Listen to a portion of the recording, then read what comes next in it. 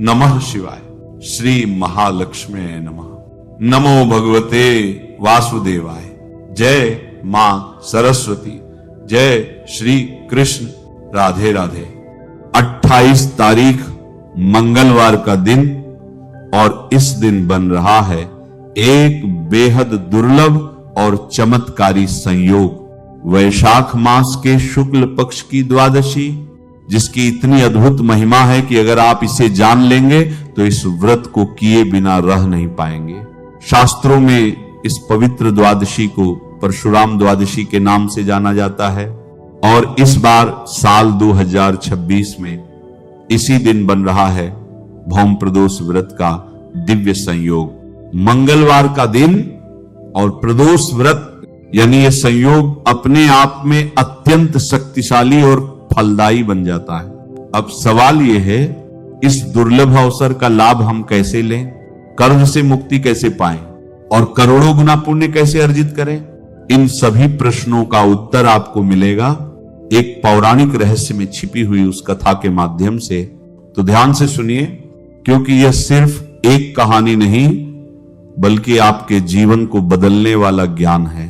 प्राचीन काल में कश्मीर देश में देवव्रत नाम के एक ब्राह्मण रहते थे।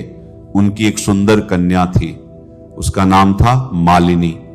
देवव्रत जी ने अपनी बेटी मालिनी का विवाह एक सत्यशील नाम के बुद्धिमान और श्रेष्ठ ब्राह्मण से कर दिया। मालिनी रूप और यौवन से संपन्न थी, फिर भी वो अपने पति को प्रिय नहीं लगती थी, यानी उसके पति उसको पसंद नहीं करते थे। उसका पति हमेशा उससे द्वेष रखता था और निष्ठुर बना रहता था उसके प्रति। इस बात से क्रोधित होकर और पति को वश में करने की लालसा से मालिनी ने उन स्त्रियों से पूछा जिन्हें उनके पतियों ने पहले ही छोड़ दिया था, यानी उनका त्याग कर रखा था। ऐसी स्त्रियों की तो उसकी संगति थी मालिनी की। तो उन स्त्रियों ने पूछने पर कहा कि तुम्हारा पति तुम्हारे वश में हो सकता है, बिल्कुल वश में हो सकता है। हम भी देखो पति द्वारा त्यागी गई हैं और अपमानित हुई हैं, लेकिन इसका तोड़ हमने निकाल रखा है। तुम विश्वास रखो, हम तुमको उपाय बता देंगे। उन स्त्रियों ने बताया कि एक योगिनी यहां पर रहती है, तुम उस योगिनी के पास चले जाओ, वह योगिनी तुमको वशीकरण मंत्र देगी जिससे तुम्हारा पति उस मंत्र के माध्यम से वश हो जाएगा। मालिनी ने वैसे ही किया और वह योगिनी के मंदिर में पहुंच गई। मालिनी ने योगिनी से प्रार्थना की और योगिनी ने प्रसन्न होकर उसको वशीकरण मंत्र सिखा दिया। तब मालिनी ने प्रणाम किया उस योगिनी को और अपने जो हाथ में अंगूठी पहन रखी थी वह अंगूठी निकालकर उसके चरणों में चढ़ा दी। अब उस योगिनी ने देखा कि इतनी महंगी अंगूठी, सोने की अंगूठी, ऊपर से खूब रत्नों से जुड़ी हुई है। तो वह योगिनी और ज्यादा प्रसन्न हो गई और उसने कहा कि मैं तुझ पर खूब प्रसन्न हूं, तेरा पति तुझे दुख देता है ना, यह ले। एक ताबीज दिया उसको, मंत्रित ताबीज दिया और एक चूर्ण दिया। पहले वशीकरण मंत्र तो दिया ही था, अब ताबीज भी दिया और चूर्ण भी दिया। और उसने कहा कि ये चूर्ण तू अपने पति को खिला देना, ताबीज तू अपने गले में पहन लेना और जो मंत्र दिया है उसका जप कर लेना। ये वशीकरण मंत्र है, केवल तेरे पति को ही वश नहीं करेगा, तू जिस भी पुरुष को वश करना चाहती है वह पुरुष तेरे वश में हो जाएगा। देखिए, यही अंतर है किसी तांत्रिक के पास जाने में और यही अंतर है किसी संत के पास जाने में। संत के पास जाएंगे ना तो वह हमको जीवन का रहस्य सिखा देंगे कि इसमें कुछ नहीं रखा है, यह सब स्वप्न है ना, यह संत हमको सिखाएंगे। लेकिन यही कहीं हम तांत्रिक के पास चले जाते हैं ना, तो इसको कैसे वश करना है, उसका कैसे बिगाड़ना है, उसका कैसे नुकसान कर देना है, यही बातें प्रायः देखने और सुनने को मिलती है। और अंततः उनकी तो दुर्गति होती है, जो उनके पास जाते हैं ना उनकी भी दुर्गति हो जाती है। देखिए, भगवान तो घोषणा कर रहे हैं गीता में कि मामेकम शरणम व्रज, यानी मेरी ही शरण में तू आजा अर्जुन। ये अर्जुन के लिए उपदेश नहीं है, ये हम सभी के लिए उपदेश है। लेकिन हम भगवान को छोड़कर अन्य अन्य जगह पर भागते हैं, हम संसार की इच्छा लेकर भागते हैं ना। भगवान की इच्छा हो तो भगवान के पास भागेंगे, गुरु के पास भागेंगे। तो यही अंतर है, ये समझाने के लिए मैंने आपको बताया कि इस प्रकार से योगिनी ने उसे शिक्षा दी और वो स्त्री मालिनी चली गई। अपने पति को उसने वह चूर्ण खिला दिया। अब देखिए, उसके पति को जैसे ही उसने चूर्ण खिलाया ना, उसकी बुद्धि भ्रष्ट हो गई। इस मंत्र का वह जप करने लगी, वशीकरण मंत्र का, तो पति उसके वश में हो गया। लेकिन देखिए, कोई भी व्यक्ति है ना, आपके प्रति रुझान कब रखेगा? क्यों? क्योंकि आप उससे मजबूत हो जाएंगे तब रुझान रखेगा। चाहे शारीरिक रूप से मजबूत हो जाएं, चाहे बौद्धिक रूप से मजबूत हो जाएं, चाहे वित्त के मामले में आप मजबूत हो जाएं। तो जो चूर्ण था ना, उस पति ने जब खाया तो उसको ना क्षय रोग हो गया, यानी खूब दुबला पतला हो गया। टीबी की बीमारी उसे पकड़ ली, है ना। अब जब टीबी की बीमारी उसे पकड़ ली तो मनोबल ऐसे ही उसका डाउन हो गया, है ना। जब कोई रोग पकड़ता है, जब हम लोग बीमार होते हैं ना, तो हमारा मनोबल ऐसे ही नीचे होता है, डाउन हो जाता है। ऐसे ही उसका भी हुआ। अब पूरा निर्भर अपनी पत्नी पर रहने लगा। कुछ भी काम करना हो, करवाना हो तो पत्नी को आज्ञा करें कि ये कर दो, मैं खूब असहाय हूं। ऐसे करते करते पूरा पराधीन हो गया अपनी पत्नी के ऊपर।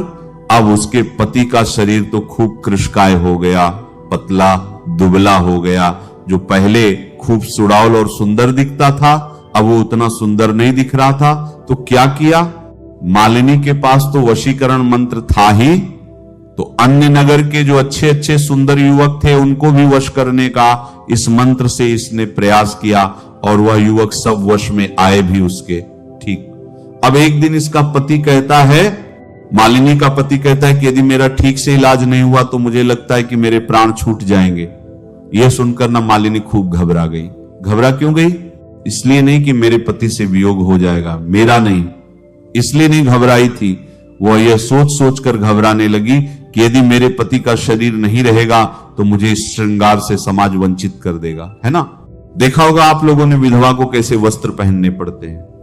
वस्त्र आभूषण सारे निकालने पड़ जाते हैं। गहने जो भी पहने हुए हैं, श्रृंगार की मनाही हो जाती है। तो इस कारण से मालिनी डर गई कि यदि इसको कुछ हो गया तो मुझे तकलीफ हो जाएगी। तब मालिनी फिर से भागी उस योगिनी के पास गई कि ऐसी ऐसी बात है। वो तो कहता है कि मैं मर जाऊंगा, मुझको अब यह सहन नहीं होता है। मालिनी ने यह चूर्ण फिर से अपने पति को खिलाया। उसके पति को जो पीड़ा हो रही थी तनिक कम हुआ, पूरा खत्म नहीं हुआ, तनिक कम हुआ, और यह अपने व्यभिचार में फिर से लग गई। अब कुछ समय बीतता गया। देखिए, शरीर तो मरण धर्मा है ही है। जो भी चीज वस्तु इस संसार में है ना, वह सब नष्ट होने के लिए ही है। कोई भी चीज वस्तु शाश्वत नहीं है। जी हां, हनुमान जी हैं, चिरंजीवी हैं, शाश्वत नहीं है। एक परमात्मा ही शाश्वत है, जो हनुमान जी में भी चमक रहा है, जो राम जी में भी चमक रहा है, जो हम में और आप में भी चमक रहा है, वही शाश्वत सत्य है। ठीक है, वही रहता है और उसी से सब उत्पन्न हो आता है। तो कहने का अभिप्राय यह है कि शरीर तो मालिनी का भी है और उसके पति का भी है। समय पाकर उसके पति के हड्डियों में कीड़े पड़ गए और उसी से उसका शरीर छूट गया, और मालिनी का भी जब शरीर छूटा तब इसको नरकों की यातना भोगनी पड़ी। वर्णन आता है स्कंद पुराण में कि 15 शून्य वर्षों तक मालिनी को तांबे के कड़ाहे में खोलते हुए तेल में उबाला गया। नरकों में मालिनी को 15 शून्य वर्षों तक कढ़ाई में तपाया गया, और फिर उसके बाद कुतिया का जन्म उसको दिया गया। जी हां, 100 बार उसको कुतिया का जन्म मिला। और जब भी उसको कुतिया का जन्म मिलता ना, उसके अंदर उसका कान कटा हुआ रहता, पूंछ कटी हुई रहती, पैर में कुछ तकलीफ रहती, कुछ कीड़े पड़े रहते। इस प्रकार से उसका जन्म होता था।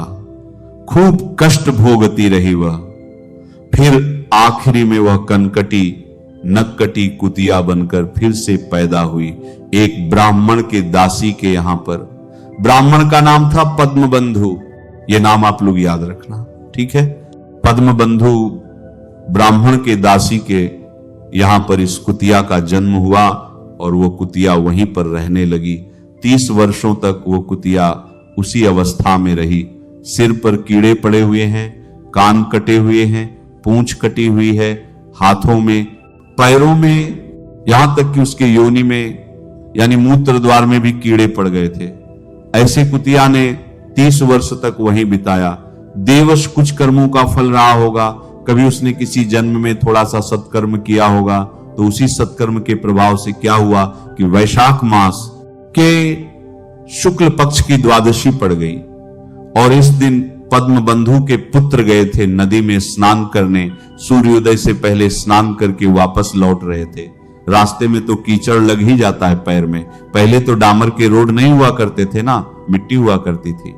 तो आकर अपना पैर धोने लगे और गीले वस्त्रों सहित ही आए थे। तो वह जो वस्त्रों का जल टपका, कुतिया के ऊपर वह जल का वस्त्र गिर गया। फिर जो उन्होंने पैर अपने धोए तो वह जल भी कुतिया को स्पर्श कर गया, जिससे उसका पाप भी नष्ट हो गया। वैशाख मास के शुक्ल पक्ष की द्वादशी यदि जाने अनजाने में भी एक कुतिया के ऊपर यह जल लग जाता है स्नान का, तो वह भी पवित्र हो जाती है, उसके भी पाप खत्म हो जाते हैं।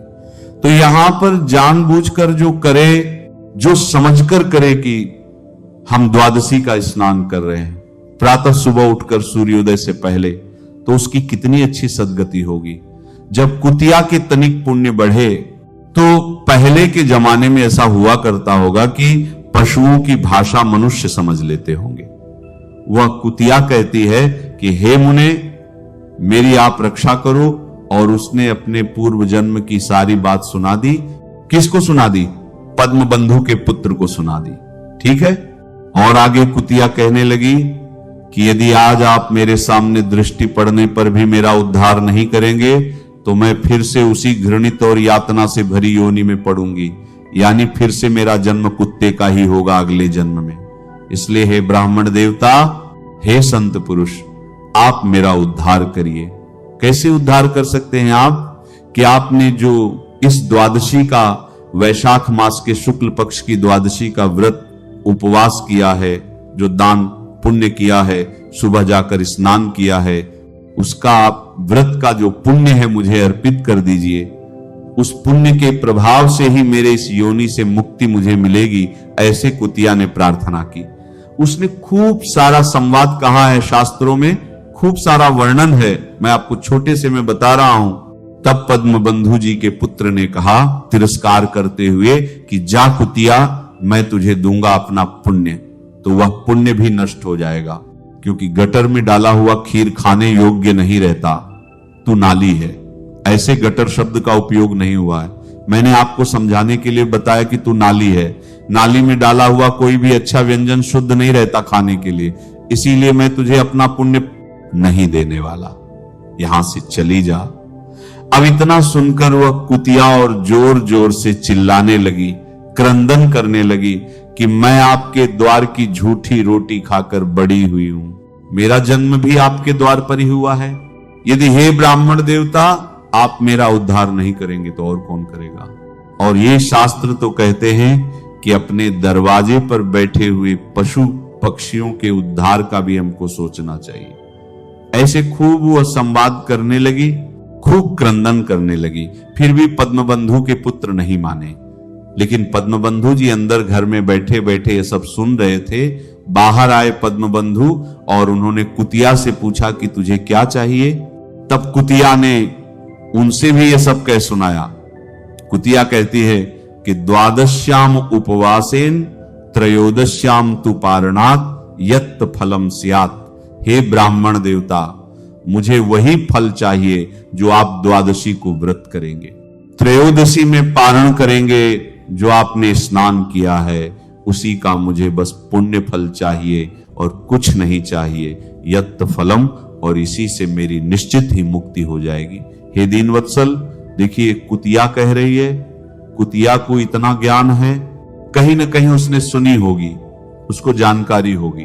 कुतिया कह रही है कि हे दीनवत्सल, हजारों ब्रह्म हत्या या हजारों गो हत्या, ध्यान दीजिएगा, हजारों ब्रह्म हत्या, हजारों गो हत्या और करोड़ों अगम्य पापों को यह शुभ तिथि, यह द्वादशी वाली वैशाख मास के शुक्ल पक्ष की द्वादशी, यह शुभ तिथि भस्म कर देती है। हे महामुनि, उस दिन किया गया अपना महान पुण्य मुझे देकर मुझे घबराई हुई और दीन का उद्धार करें। हे नाथ मेरा उद्धार करें, यह कुतिया प्रार्थना कर रही है। ब्रह्म हत्या सहस्रंच गोहत्या न सहस्रकम अगम्याना कोटिश्च दहते वे शुभातिथि। ब्राह्मण देवता कहते हैं कि ये कुतिया जो मांग रही है उसे दे देना चाहिए। पुत्र, तुमको ऐसा इस कुतिया से व्यवहार नहीं करना चाहिए। देखो, पुत्र, चंद्रमा, सूर्य, वायु, रात्रि, अग्नि, जल, चंदन, वृक्ष, सज्जन पुरुष हमेशा परोपकार में ही लगे रहते हैं। सूर्य आपसे कोई फीस नहीं मांगते, ये चंद्रमा आपसे कोई फीस नहीं मांगते, ये जो वायु बह रहा है, जो ऑक्सीजन हम लोग ले रहे हैं, ये वायु देवता ये नहीं सोचते कि मैं केवल पुण्यवान को ही ऑक्सीजन दूंगा, पापी को नहीं दूंगा, है ना। रात्रि कभी नहीं सोचती कि मैं शीतलता प्रदान करूंगी केवल पुण्यवान को, पापियों को नहीं। अग्नि ये कभी नहीं सोचता कि मैं खाना बनाने के काम आऊंगा अपने पुण्यवान लोगों के लिए, पापियों के लिए मैं खाना बनाने के काम नहीं आऊंगा। ऐसे ही जो प्रकृति है ना, ये किसी में भेदभाव नहीं करती। तो हे पुत्र, तुम क्यों भेदभाव कर रहे हो कि ये पापिनी है, इसको पुण्य मैं नहीं दे सकता। देखो पुत्र, महर्षि दधीचि ने दैत्यों को अत्यंत बलवान जानकर देवताओं के उपकार के लिए कृपा करके अपनी हड्डियों का दान तक कर दिया था। प्राचीन काल में राजा शिवी ने एक कबूतर की रक्षा के लिए अपने शरीर का मांस नोचकर बाज को देने के लिए तैयार हो गए थे। पृथ्वी पर जीमूतवाहन नाम के राजा हो गए, जिन्होंने महात्मा गरुड़ को एक नाग की रक्षा के लिए अपना जीवन प्रदान कर दिया। और बादल क्या केवल पवित्र स्थानों में ही वर्षा करते हैं? क्या वे कीचड़ में वर्षा नहीं करते? क्या वे दलदल में वर्षा नहीं करते? क्या चंद्रमा चांडाल के घर में ही अपना प्रकाश देता है? नहीं ना। इसलिए बार बार याचना करने वाली इस कुतिया का तुम भले ही मत परोपकार करो, लेकिन मैं परोपकार करूंगा, मैं इसका उद्धार करूंगा। जो ये मांग रही है, जो ये कह रही है, मैं इसे प्रदान करूंगा। तब पद्म बंधु ब्राह्मण कहते हैं कि दत्तम दत्तम महापुण्यम द्वादश्या संभवम शनैर्गच्छ हरे धाम निर्धूता अखिल कल्मषा। दत्तम दत्तम महापुण्यम, जा, मैंने दिया तुझे पुण्य दिया, अब जा शनैर्गच्छ, हे कुतिया तू जा अब हरिधाम, अब तू वैकुंठ धाम में चली जा। तो इस व्रत की महिमा इतनी विशाल है। इस प्रकार से कुतिया का देह उससे छूटा और उस कुतिया का उद्धार हुआ और वह वैकुंठ लोक में गई। फिर जब नर नारायण तपस्या करने आते हैं तो अपने अंश से, है ना, एक उर्वशी अप्सरा का निर्माण कर देते हैं जो यह कुतिया का ही जीव था। तो ये कुतिया का जीव ऐसी सुंदर अप्सरा बनी, उर्वशी नाम रखा गया। उर्वशी यानी उर में वश करने वाली, जिसको देखते ही मन में बस जाने वाली। अप्सरा बड़ी ही सुंदर थी कि एक बार जो देख ले कभी भूल नहीं पाए, इसीलिए उर्वशी उर मन में वश, वह मन में ही बस जाती थी, इतनी सुंदर वो बनी। तो कहने का अभिप्राय यह है कि आप अप्सरा बनने के लिए इसका व्रत उपवास नहीं करना। कहने का अभिप्राय यह है कि हम भगवान की प्रीति के लिए अथवा अपने पुण्यों की अभिवृद्धि के लिए, है ना, ताकि हमारा भविष्य सुरक्षित हो, सुनिश्चित हो। ऐसा नहीं कि पैसे कमा लिए तो उससे भविष्य सुनिश्चित नहीं होता, है ना। राजा जड़भरत को भी हिरण की योनि में जन्म लेना पड़ता है। अथवा तो कई राजा ऐसे हैं, कई ऐसे इंद्र हो गए जिनको कीड़े बनकर भी भटकना पड़ता है। तो महाराज, अपना सत्कर्म, अपना पुण्य कर्म हम ऐसा रखें कि हमारा भविष्य सुदृढ़ हो जाए। तो ये जो शुक्ल पक्ष की द्वादशी है वैशाख मास की, इसके लिए शास्त्र कह रहे हैं कि कोटिंदु सूर्य ग्रहणाधिका समस्त पुण्य रूपाधिका यज्ञ समस्ता। यह तिथि करोड़ों सूर्य ग्रहण, करोड़ों चंद्र ग्रहण, एक चंद्र ग्रहण, एक सूर्य ग्रहण नहीं, करोड़ों सूर्य ग्रहण, करोड़ों चंद्र ग्रहण से भी अधिक फलदायी है, संपूर्ण रूपों से अधिक पुण्यमयी है और समस्त यज्ञों से बढ़कर है। महाराज, वैशाख मास की शुक्ल पक्ष की द्वादशी तिथि सभी पुण्य तिथियों में उत्तम और संपूर्ण पापों की राशि को नष्ट करने वाली मानी गई है। ठीक है, आगे ये भी वर्णन आता है कि सूर्य और चंद्र ग्रहण के समय गंगा जी में 1000 गायों का दान करने से जो फल मिलता है, ठीक है, चंद्र ग्रहण लगा हो, सूर्य ग्रहण लगा हो और उस समय आप गंगा जी के किनारे खड़े होकर 1000 गाय दान करें किसी को, तो जो आपको फल मिलता है वही फल द्वादशी के प्रातः काल स्नान करने मात्र से मिल जाता है। कौन सी द्वादशी? यही वाली द्वादशी कब आ रही है? 28 अप्रैल 2026 को आ रही है। तो इस दिन सुबह उठकर स्नान करने के लिए मत भूलना। यही महिमा एकादशी की भी है। यही महिमा एकादशी के दिन सुबह स्नान करने की है और यही महिमा द्वादशी के दिन सुबह स्नान करने की है, ठीक है। फिर बाकी आखिरी 3 दिन तो स्नान करते ही हैं पूरे महीने का फल प्राप्त करने के लिए। तो यहां पर 5 दिन का स्नान हो गया। एकादशी, द्वादशी, त्रयोदशी, चतुर्दशी और पूर्णिमा, ये 5 दिन सुबह आप उठकर सुबह सुबह स्नान कर लेना। जाएगा कुछ नहीं आपका, लेकिन मिलेगा बहुत कुछ। वही मूर्ख है जो मनुष्य जन्म पाकर इन शुभ तिथियों का लाभ नहीं ले पाता।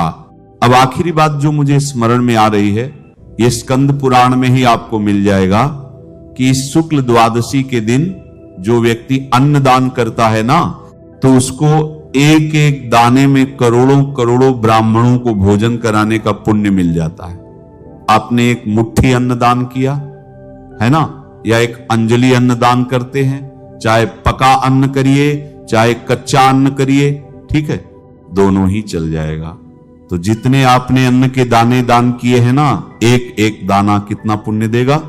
एक दाना आपको करोड़ों ब्राह्मणों को भोजन कराने का पुण्य प्रदान कर देगा। आज के जमाने में, महंगाई के जमाने में 1 ब्राह्मण, 10 ब्राह्मण, 20 ब्राह्मण, 100 ब्राह्मण, ये कहां खिला सकते हैं लोग, है ना। लेकिन जो यहां पर शास्त्र कह रहे हैं उतना तो हम लोग पालन कर ही सकते हैं। तो जितना आप अनाज दान करेंगे इस दिन, वह एक एक दाना करोड़ों ब्राह्मणों को खिलाने का पुण्य प्रदान कर देगा। तो इसका भी आप लोग जरूर लाभ लेना। जो मनुष्य वैशाख शुक्ल द्वादशी को यमराज को, पितरों को, गुरुओं को, देवताओं को भगवान विष्णु के निमित्त जल से भरा हुआ घड़ा, दक्षिणा और दही अन्न का दान करता है, उसका पुण्य फल सुनो। जो प्रयाग में आप करोड़ों लोगों को भोजन कराते हैं और 1 वर्ष तक लगातार भोजन कराते हैं, तो जो पुण्य फल आपको मिलेगा वह इस दिन इस चीज वस्तु का दान करने से मिल जाएगा। किस चीज? वस्तु का। जल दान करने से, दही और कुछ अन्न जैसे दही चूड़ा हो गया, दही चावल हो गया, ये दान करने मात्र से इस दिन की बात कर रहा हूं। एकादशी, द्वादशी से लेकर पूर्णिमा तक आप ये तर्पण जरूर कर लेना, आपको बहुत लाभ होने वाला है इससे। तो पितरों को जल हमने तर्पण के माध्यम से दे दिया और आप दक्षिण दिशा में एक ऐसा कटोरा अथवा मिट्टी का कुछ बर्तन हो, उसमें जल भर कर रख देना दक्षिण दिशा में, है ना। यदि पीपल हो तो पीपल के नीचे रख सकते हैं आप लोग।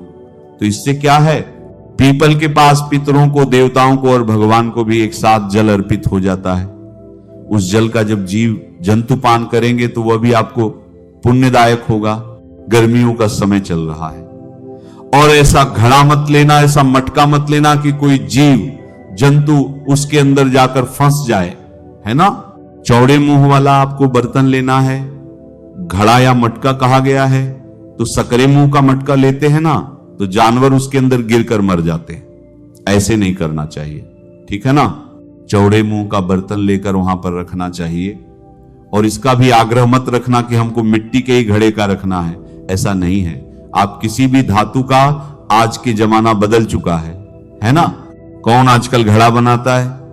नहीं मिलता हो तो प्लास्टिक का बर्तन ही रख देना, ताकि जीव जंतु आकर रोज वहां से पानी पी सके। इन गर्मियों में रोज उसके अंदर पानी भर सके तो भर देना, ठीक है। यहां पर कुछ फलों के दान की भी महिमा स्कंद पुराण में मिलती है कि जो गन्ना, आम, अंगूर, ककड़ी, खीरा आदि का, जो ठंडे चीजों का अथवा जो अत्तु फल है उसका जो दान करता है, उसकी 100 पीढ़ियां तथा वंश परंपरा नष्ट नहीं होती है, यानी खूब फलित फूलित होते हैं। ये द्वादशी के दिन की ही बात मैं आपके आगे बता रहा हूं। फिर आगे शास्त्र कहते हैं कि माधवे तु सिते पक्षे, माधवे क्या है? वैशाख मास को माधव मास कहते हैं, ठीक है। तो माधवे तु सिते पक्षे, शीत पक्ष क्या है? शुक्ल पक्ष, ठीक है। तद कक्षय फलम लभेत, इसके अंदर जो भी आप कार्य करेंगे वो सब अक्षय फल देने वाला हो जाता है। यानी ऐसा फल, ऐसा पुण्य जो कभी नष्ट नहीं होगा, ऐसे पुण्य की कमाई आप कर लेंगे। तो बस मुझे लगता है वीडियो खूब लंबी हो गई होगी। बाकी जाते जाते आखिरी बात सुन लेना कि इस दिन भौम प्रदोष व्रत भी है, तो देखिए आप द्वादशी का व्रत भी कर लेना, इसके साथ आपका भौम प्रदोष व्रत भी हो जाएगा। महाराज हमारा तो एकादशी का भी व्रत रहेगा, ऐसी शंका आ सकती है तो जी हां, एकादशी को तनिक युक्त आहार विहार कर लेना, फल आदि ले लेना, दूध पर रह लेना, है ना, उपवास का कुछ ले लेना एकादशी वाले दिन। फिर द्वादशी के दिन भी जो लोग कर सके करिएगा, जो लोग नहीं कर सकते हैं तो स्नान कर लेना, दान पुण्य कर लेना।